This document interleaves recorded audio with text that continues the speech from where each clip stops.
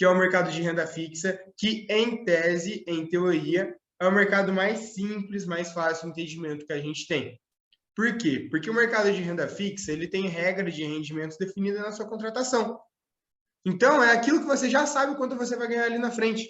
A renda, ela é fixa. Está fixado quanto você ganha ali. Quer complementar alguma coisa, Alberto? É a questão da previsibilidade.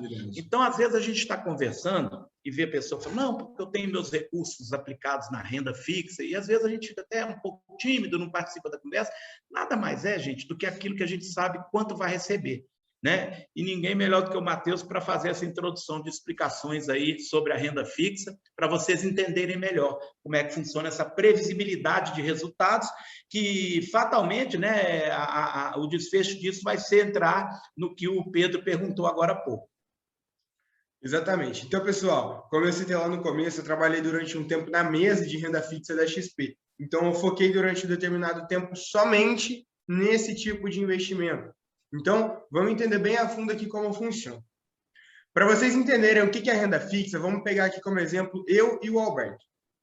Então, vamos supor que eu sou aqui o agente superavitário. Eu sou aquela população que no quadro anterior conseguiu fazer o dinheiro sobrar e estava precisando poupar e investir com consciência. E o Alberto aqui é o agente deficitário, aquele agente, né? É o banco, é aquele cara que vai pagar para ter o meu dinheiro. Então, a renda fixa, ela nada mais é do que isso, é um empréstimo meu para o Alberto. É o Alberto pagar para ter o meu dinheiro com ele, porque ele vai precisar desse dinheiro para ele crescer. Então, aqui dentro da renda fixa, a gente tem 3 tipos, que eu vou explicar eles para vocês aqui agora. O primeiro deles é o título público, que eu vou explicar a parte dos outros 2, porque, né, a partir dele vai ficar mais fácil de vocês entenderem como a renda fixa pode te pagar. Então, o que é um título público? Como o próprio nome fala, né, por ele ser público, é um empréstimo seu, que está aqui assistindo essa live, é um empréstimo seu, investidor, para o governo. Então, nada mais é do que você pegar o seu dinheiro, né, pegar esse dinheiro que você poupou e emprestar ele para o governo. Igual o Alberto falou lá atrás, que o governo pagava para você, né, 14,25% ao ano para ter o seu dinheiro. Isso aí, né, é o governo te pagando para ter o dinheiro dele, é o governo pagando você, né, pegando emprestado esse dinheiro para ele poder crescer. Financiar os gastos. Do tesouro... Oi? Financiar os gastos, né, dele, né? Exato. E aí dentro do tesouro a gente tem aqui 3 tipos, que são os tipos que vocês, né, são os tipos que são os indexadores do mercado de renda fixa. É através deles que vocês vão entender como a renda fixa pode te pagar. O primeiro deles é basicamente o seguinte: eu, Matheus, sou aqui a população que tem o dinheiro sobrando e o Alberto é o banco, né? O Alberto é o governo que vai receber o meu dinheiro no título público. No tesouro pré-fixado, então vamos lá, a gente vai ver aqui primeiro tesouro pré-fixado. Como que ele funciona? Nada mais é do que eu emprestar o meu dinheiro aí para o Alberto e falar o seguinte: Alberto, eu vou te emprestar esse dinheiro aqui agora, mas eu vou querer ele daqui 5 anos, me pagando 5% ao ano. Então, vai chegar lá no final, o Alberto vai me pagar todo esse investimento, só que ele vai me pagar como? Corrigindo 5% ao ano. Então, eu pré-fixei a minha rentabilidade. Notem que eu já estabeleci antes do investimento o quanto eu vou ganhar ao ano. Independente do quanto seja a taxa de juros no Brasil, independente do quanto seja a inflação, independente do que aconteça, o Alberto ele vai me pagar esses 5% ao ano. Agora, vamos supor que eu sou um investidor que eu estou preocupado com a inflação. Eu vi o Alberto falando ali, né, que o Brasil já teve um período hiperinflacionário. Eu já vi o juro real, que ele não pode ficar negativo. Então, eu estou preocupado. Eu quero ganhar acima da inflação. Como que eu posso fazer esse ganho? Eu vou chegar para o Alberto e vou falar para ele: Alberto, é o seguinte, eu vou te emprestar esse dinheiro aqui para eu receber também nesses 5 anos. Só que no lugar de você me pagar 5% ao ano, eu quero inflação, ou seja, eu quero IPCA, mais 3%. Aí a gente entra na pergunta ali do nosso amigo Pedro, né? Isso mesmo. O que é IPCA mais 6? IPCA mais 6 é que o título, né, o investimento, ele está te pagando a inflação mais 6%. Então, nota que você já estipula o seu ganho real, você já sabe o seu juro real nesse tipo de investimento. Por quê? Porque você sabe que, além da inflação, você tem uma determinada taxa a mais. Então, aquele primeiro gráfico que a gente viu lá no começo, aquela linha preta, nesse seu investimento, né? Aquela linha preta que era o juro real, nesse investimento IPCA+, ela sempre vai ser positiva, porque você sempre tem um ganho acima da inflação, independente de quanto ela seja. E aí a gente entra também num outro ponto, que é o seguinte, Matheus, eu acho que a inflação vai ficar baixa, eu não quero, né, ter essa proteção contra a inflação, só que eu acho que para a inflação ficar baixa, o governo vai subir muito os juros. Então, eu quero acompanhar essa taxa de juros que o governo vai subir. Como que eu posso fazer? Para isso você investe no Tesouro Selic. Que é você chegar ali no governo, no caso, vamos pegar aqui ó, o Alberto, né, no exemplo, é você chegar no Alberto e falar para ele, Alberto, é o seguinte, o quanto você subir ou abaixar essa taxa de juros durante o meu investimento para você, eu quero ganhar a mesma coisa. Então, se a taxa for para 10%, eu quero 10%, se ela for para 1%, eu vou receber 1%. Então, você tem aqui uma correção, você vai ter o seu investimento, né, rendendo para você a taxa Selic em si. E isso a gente chama de investimento pós-fixado, porque nota que é o seguinte, eu não sei quanto vai ser essa taxa Selic lá na frente, eu não sei o quanto vai representar isso para mim, certo? Eu não sei se por um acaso no final do ano o governo vai subir para 10, se no ano que vem isso vai ser 3, se depois vai ser 0, mas eu sei que lá no final eu tenho a Selic, mas eu não sei quanto ela vai ser. Isso a gente chama de título pós-fixado. Então, você sabe que você ganha lá na frente, mas você ainda não sabe o quanto. Tá legal? Quer complementar alguma coisa no título público, Alberto? Não, tá perfeito, Matheus, tá perfeito, né? Apenas aquela questão do risco, né, que você vai entrar mais na frente falando, né? Isso aí, na verdade, acho que já é legal até a gente citar agora, que é o seguinte, né, pessoal? O Alberto ele falou algo que é muito legal: risco. Se eu estou investindo, se eu estou emprestando aqui no título público para o governo, se eu estou emprestando meu dinheiro aqui para o governo, isso quer dizer que é o menor risco que eu posso ter aqui no país. Concordam comigo? Por quê? A gente viu agora há pouco, no último slide, que o governo é o que ele está mais em cima ali, né? Ele é o topo da pirâmide do mercado financeiro. Então, se o governo quebrar, todo o resto tem que ter quebrado antes. Seja a empresa, seja os bancos. Então, o governo hoje é o que a gente chama de risco soberano. Ele é o menor risco que você tem no país. Então, como ele é o menor risco que você tem no país, como você está mais tranquilo emprestando para ele, ele também pode te pagar um pouco menos do que o restante dos ativos. Isso. Porque você tem maior certeza de que ele vai te pagar.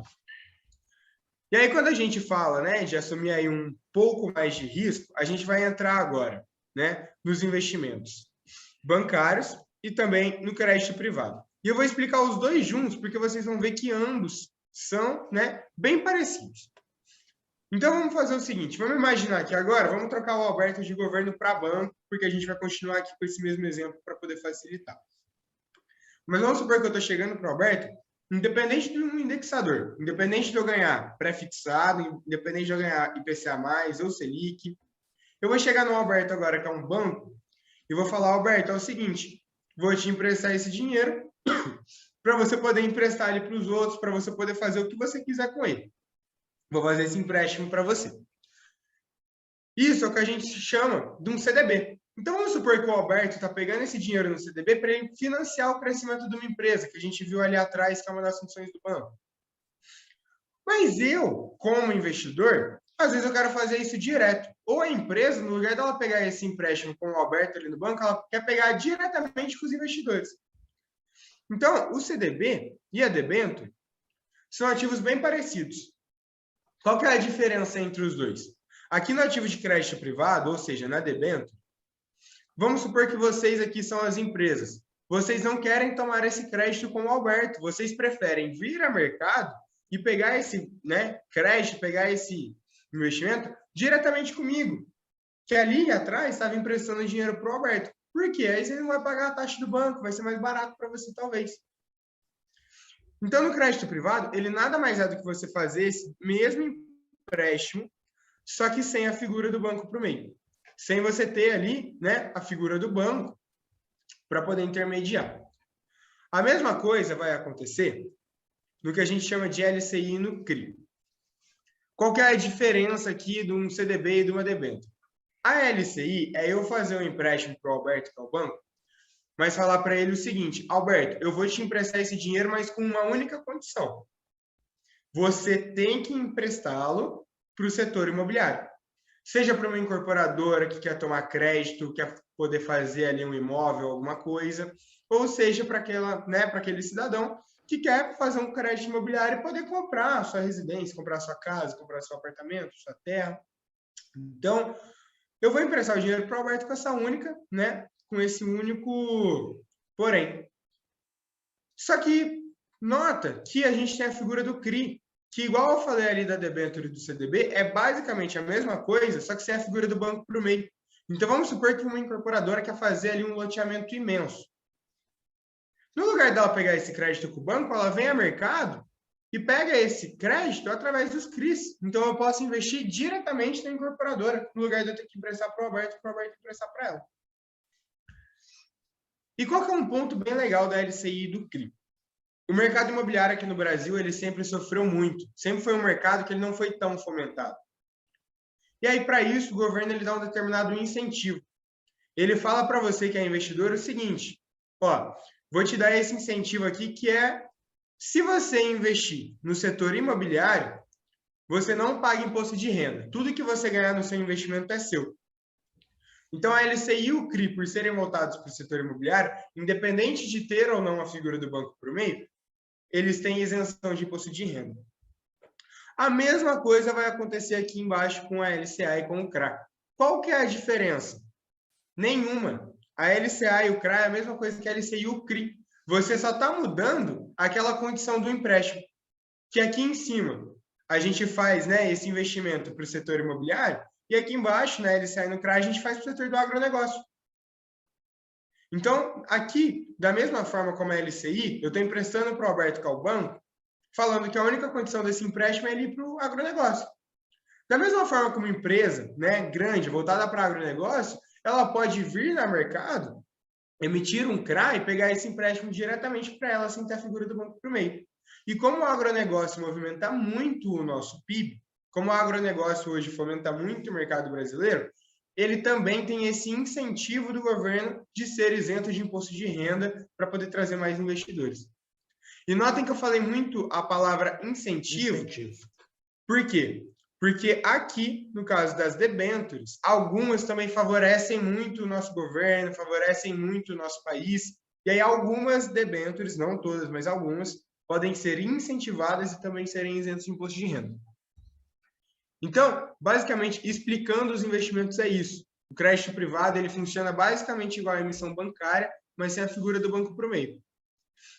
E aí aqui a gente vai entrar um pouco agora no assunto de risco, que a gente citou aqui, que o título público ele é risco soberano. Então quer dizer que uma emissão bancária tem um pouco mais de risco do que o governo.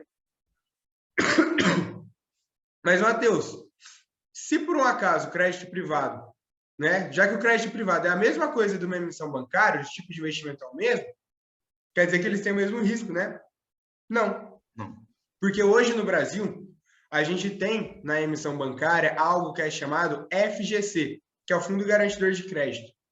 Então, se você investir até um determinado valor para algum banco, seja no CDB, no LCI ou no LCA, e esse banco falir, se esse banco quebrar e ele não conseguir te pagar, o FGC faz esse pagamento integral para você. Então, você tem de volta aquele capital investido.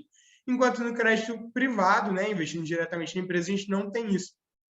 Então, se a gente fosse olhar por risco, basicamente o título público é o risco soberano, é o menor risco que a gente tem. Depois a gente vai para as emissões bancárias, que os bancos têm o fundo garantidor de crédito, então tem essa segurança por trás.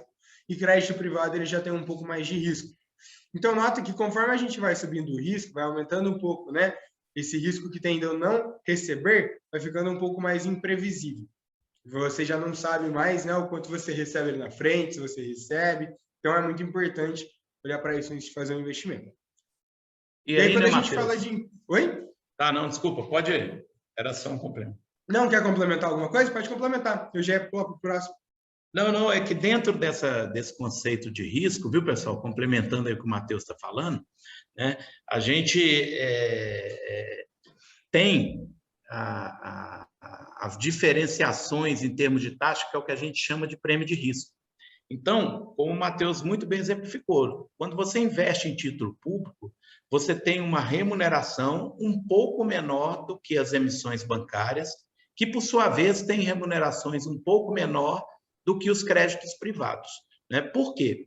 Porque para as empresas atraírem empréstimos para elas, seja através de debêntures, CRIs ou CRAs, né, Matheus? Elas têm que pagar um pouco mais. Então, você corre um pouco mais de risco, e risco não é necessariamente ruim, né, Matheus?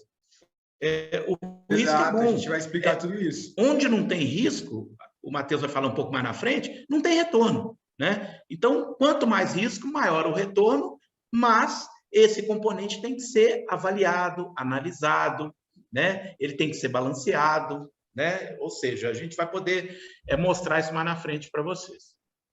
Isso aí. Então, pessoal, pensa o seguinte, se quanto maior o risco, maior tem que ser o retorno, né? Eu tenho que ganhar um prêmio pelo risco. Concorda comigo? Se eu estou com mais chance de não receber o meu dinheiro, se eu estou com chance de não saber quanto eu vou receber ali, mas eu tenho que ganhar por isso, senão não vale a pena eu sair do conforto, sair da tranquilidade, sair de segurança.